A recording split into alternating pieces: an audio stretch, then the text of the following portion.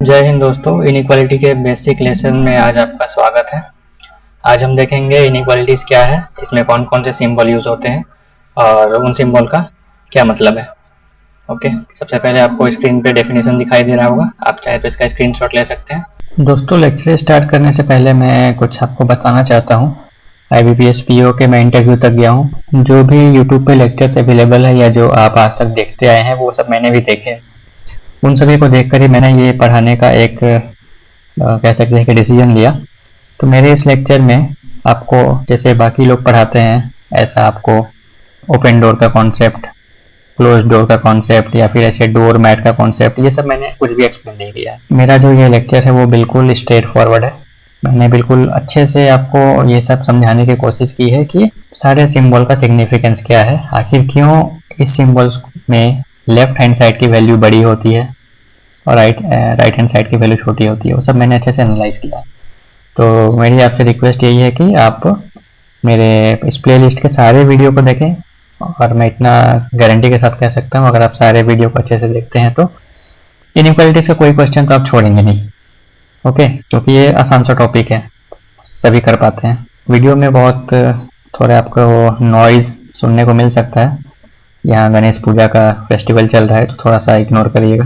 Okay, चलिए आगे बढ़ते हैं। तो मैं पढ़ के बताता हूँ, एक्सप्लेन करता हूँ। इनइक्वालिटीज की डेफिनेशन क्या है? It is a mathematical statement which is used to compare different expressions. तो स्टेटमेंट आपने पढ़ा होगा इंग्लिश में या हिंदी में। अगर कोई भी बात हम कहते हैं उसको एज ए स्टेटमेंट कंसिडर किया जाता है। जैसे I am a good boy, ये एक स्टेटमेंट हुआ। ही इज ए बॉय, ये भी एक स्टेटमेंट हुआ। ठीक है, तो इनइक्वालिटीज क्या है? ये इंग्लिश का कोई स्टेटमेंट नहीं, it is a mathematical statement. Maths में हम लोग एक ऐसा स्टेटमेंट लिख सकते हैं जिससे हम लोग दो अलग अलग क्वांटिटीज या दो अलग अलग एक्सप्रेशंस को कंपेयर कर सकते हैं। कंपेयर करने का मतलब ये हुआ कि कौन सी वैल्यू ज़्यादा है, कौन सी वैल्यू कम है, या फिर कौन सा बड़ा है, कौन सा छोटा है, ऐसे।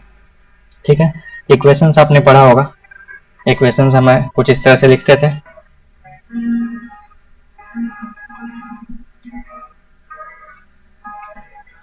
ऐसा आपने देखा होगा। तो इक्वेशन में हमारे लेफ्ट हैंड साइड और राइट हैंड साइड के बीच में जो सिंबल होता था इसे हम कहते थे इक्वल्स टू। ये क्या रिप्रेजेंट करता है? ये रिप्रेजेंट करता है कि लेफ्ट हैंड साइड का एक्सप्रेशन राइट हैंड साइड के एक्सप्रेशन के इक्वल है। बट इनइक्वालिटीज में क्या है, हम इक्वेट नहीं करते हैं, उसे आपस में कंपेयर करते हैं। इस एक्सप्रेशन को हम क्या कह सकते हैं कि एक्स स्क्वायर प्लस 5x की जो भी वैल्यू होगी वो 7 के इक्वल होगी। बट अगर मैं इसे थोड़ा चेंज करूं, यहाँ पे मैं एक ये सिंबल लगा दूं, तो इसका मतलब क्या निकल के आएगा कि एक्स स्क्वायर प्लस 5x की जो भी वैल्यू होगी वो 7 से ज़्यादा होगी। ओके, ये सारे सिंबल्स हम अभी आगे एक्सप्लेन करेंगे। देखिए, इनइक्वालिटीज़ में आपको ये 5 तरह के सिंबल देखने को मिलेंगे। एक और है, वो अभी अपने जैसे मैंने अभी बताया आपको इक्वल्स टू, ये भी आपको देखने का मिलेगा। बट ये इनइक्वालिटी का सिंबल नहीं है, this is a symbol of equation. But inequalities में भी आपको ये देखने को मिलेगा, और इसका क्या इम्प्लीकेशन है, क्या यूज़ है, वो भी मैं बताऊंगा आपको। ओके, तो देखिए ये 5। पहला सिंबल है, इसे हम कहते हैं ग्रेटर देन। ये कुछ ऐसा दिखता है। ओके, तो पहले हमें ये चेक करना है कि इस सिंबल के जो लेफ्ट में होगा वो बड़ा होगा या राइट में होगा वो बड़ा होगा। ठीक है, उसके लिए आप इसे अगर ध्यान से देखें तो देखिए इसके लेफ्ट हैंड साइड का अगर हम एरिया कंपेयर करें लेफ्ट राइट हैंड साइड के एरिया से, तो कौन सा बड़ा है? ये वाला बड़ा है और ये छोटा है। तो ये सिंबल के लेफ्ट में जो भी होगा वो हमेशा बड़ा होगा। ओके,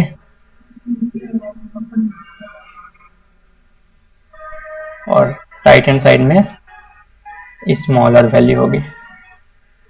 तो आप इसको ध्यान से अगर देखें तो आप समझ सकते हैं। अभी हम सेम इसका मैं ऑपोजिट करके दिखाता हूँ। ये थर्ड वाले को लेता हूँ, ये ऐसा दिखता है। अब आप बताइए, इस रीजन का एरिया ज़्यादा है और इस रीजन का एरिया कम है, तो लेफ्ट में जो हमारी वैल्यू होगी वो स्मॉल होगी, छोटी होगी, और इसके राइट साइड में जो वैल्यू होगी वो बड़ी होगी। ठीक है, और इस सिंबल का क्या नाम है? इस सिंबल का नाम है लेस देन। ठीक है, तो अगर मैं ऐसा लिखता हूँ, इसे क्या पढ़ेंगे? x is less then y। चलिए आगे चलते हैं। अब ये सेकंड होगा, ये दूसरा और चौथा को देखते हैं। सेकंड जो हमारा सिंबल है वो पहले वाले के जैसा ही है, बट इसमें क्या डिफरेंस है, यहाँ एक आपको ऐसी सीधी लाइन मिलेगी। ठीक है, तो इसका क्या इम्प्लीकेशन है, ये लाइन का मतलब है कि ये दोनों वैल्यू आपस में इक्वल भी हो सकती है।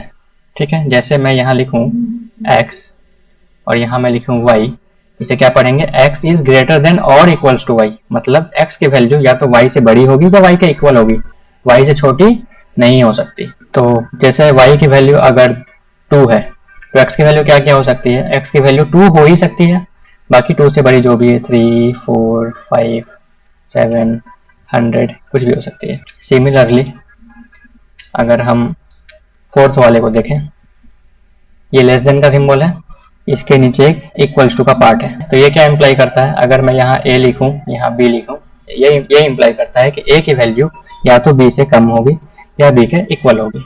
ओके, और इसको क्या पढ़ते हैं, लेस देन और इक्वल टू। ठीक है, अब नंबर 5, ये क्या है, ये इक्वल्स टू लिख के इसे बीच में ऐसे कट कर दिया है। इसका मतलब ये है कि इसके लेफ्ट हैंड साइड में जो भी वैल्यू है वो राइट हैंड साइड के इक्वल नहीं है। इक्वल नहीं है क्या मतलब होता है, या तो वो उससे बड़ी होगी या तो वो उससे छोटी होगी, लेकिन इक्वल नहीं है। चलिए अभी एक कॉमन सेंस वाली बात देखते हैं जो आपको आगे बहुत यूज में आएगी। अगर मैं लिखूं a ग्रेटर देन b, तो क्या मैं इसको ऐसे लिख सकता हूं, b लेस देन a? बताइए, ये दोनों एक ही स्टेटमेंट है, बस उनको लिखने का तरीका अलग है। अब अगर आप बताइए, सपोज a की हाइट b से ज्यादा है, तो कॉमन सेंस क्या कहता है कि b की हाइट a से कम है, तो इसको मैं ऐसे भी लिख सकता हूं कि b की वैल्यू a से कम है। ओके, वैसे ही अगर ऐसा लिखा हो x is less than equals to y, तो इसे हम ऐसे भी लिख सकते हैं कि y is greater than equals to x, क्योंकि x की वैल्यू अगर y से कम है या y के इक्वल है, इसका मतलब क्या होता है, y का वैल्यू x से या तो ज्यादा है या तो इक्वल है, दोनों सेम ही है। तो ये कॉमन सेंस है, इसे हमें आगे बहुत यूज करने को मिलेगा, तो इसे ध्यान से आप समझ लीजिए। अब एक और सिंबल है, मैंने बताया था ये इक्वल्स टू का, इसके बारे में आप सबको पता है। तो अब हम देखते हैं कुछ स्टेटमेंट देखते हैं, उसे मैथ्स के फॉर्म में कैसे रिप्रेजेंट करते हैं ये देखते हैं। Statement number 1, the size of pencil is larger than the size of eraser. थोड़ा सा बड़ा करते हैं, तो इसमें कह रहा है कि पेंसिल की जो साइज है वो इरेजर के साइज से बड़ी है। तो इसे हम मैथ्स के फॉर्म में कैसे लिख सकते हैं, तो मैथ्स में सबसे पहले हमें एज्यूम करना हो, या फिर मैं ऐसे भी लिख सकता हूं, साइज ऑफ पेंसिल, और यहां लिखता हूं साइज ऑफ इरेजर। दोनों में बड़ी कौन है, साइज ऑफ पेंसिल बड़ी है, तो कौन सा सिंबल यूज होगा, ग्रेटर देन। ओके, या फिर अगर मैं इसे कुछ मान लूं, सपोज इसे मैं x मान लूं और इसे मैं y मान लूं, x क्या है पेंसिल की साइज और y है इरेजर की साइज, तो मैथ्स के फॉर्म में हम लिख सकते हैं x is greater than y। तो ये क्या है, ये इन इक्वेशन है, तो इन इक्वेशन का यूज आपने देखा हमने साइज को कंपेयर करने के लिए लगाया। ठीक है, चलिए अगले स्टेटमेंट की तरफ चलते हैं। Speed of train is more than speed of बस, इसमें भी कुछ अज्यूम करते हैं, स्पीड ऑफ ट्रेन को हम v ले लेते हैं और स्पीड ऑफ बस को हम u ले लेते हैं। किसकी स्पीड ज्यादा है, ट्रेन की स्पीड ज्यादा है, मतलब v जो है वो u से बड़ी है। क्या मैं इसे ऐसे लिख सकता हूँ, u is less then v? बिल्कुल लिख सकता हूँ, ये दोनों के दोनों सेम है। ओके, अब हम ये देखते हैं कि इन सिंबल्स में आपस में कौन बड़े हैं कौन छोटे हैं। सुनने में थोड़ा अटपटा लग रहा होगा, लेकिन ये जो ट्रिक है इसे यूज करके ही हम इनइक्वालिटीज के प्रॉब्लम सॉल्व करेंगे। तो सबसे पहले देखिए greater than and greater than equals to, इसका आप नोट्स बनाते रहिएगा। दोनों में जो बड़ा होगा मैं उसे सर्कल कर दूंगा। इन दोनों में ये बड़ा है, ये नंबर 1 है।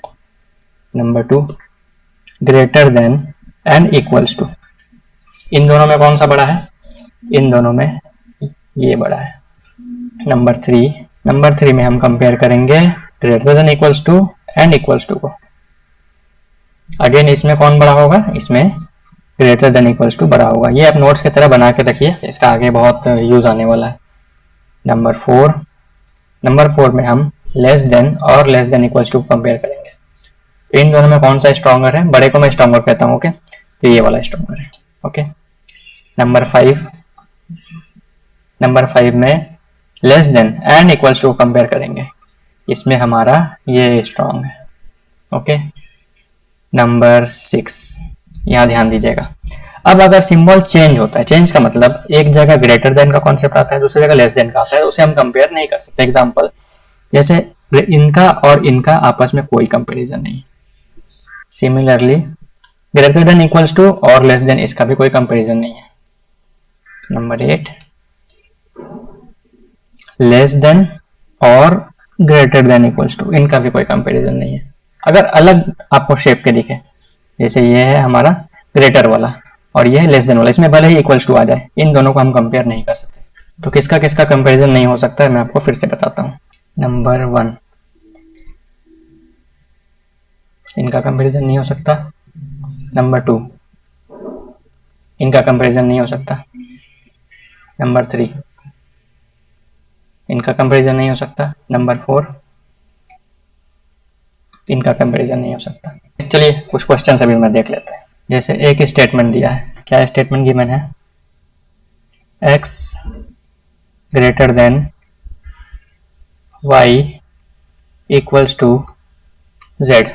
अभी इसके कंक्लूजन दिए हुए हैं। कंक्लूजन में क्या क्या गिवन है। नंबर 1 कंक्लूजन गिवन है x equals to z। Number 2 conclusion given है y equals to z। Number 3 x is equals to y।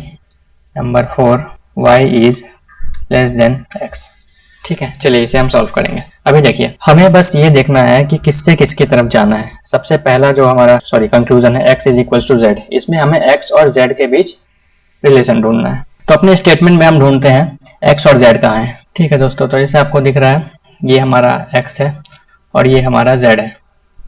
तो x से z की तरफ हमें जाना है, तो बीच में कौन कौन से सिंबल आ रहे हैं, मैं यहाँ x लिखता हूँ और यहाँ z लिखता हूँ।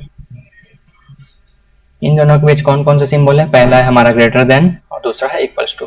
अब हमें इन दोनों सिंबल्स को कंपेयर करना है। तो ग्रेटर देन और इक्वल्स टू में कौन सा स्ट्रॉन्गर है, मैंने आपको बताया था ये वाला स्ट्रॉन्गर है। तो इनके बीच क्या आएगा, ग्रेटर देन।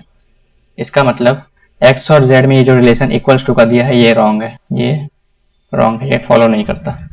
सेकंड हमारा y और z के बीच रिलेशन चाहिए, तो y और z कहाँ है हमारा, ये रहा हमारा y और ये रहा हमारा z। इन दोनों को इस तो रिलेशन हमें दिया ही हुआ है, y इक्वल्स टू z है, तो ये बिल्कुल करेक्ट है। ओके, अब x एंड y में रिलेशन चाहिए, तो देखिए ये हमारा x है और ये हमारा y है। ठीक है, तो मैं यहाँ लिख x और y में आपको क्या रिलेशन दिख रहा है सामने, ग्रेटर देन। यहाँ क्या गिवन है, इक्वल्स टू, तो ये भी रॉन्ग है।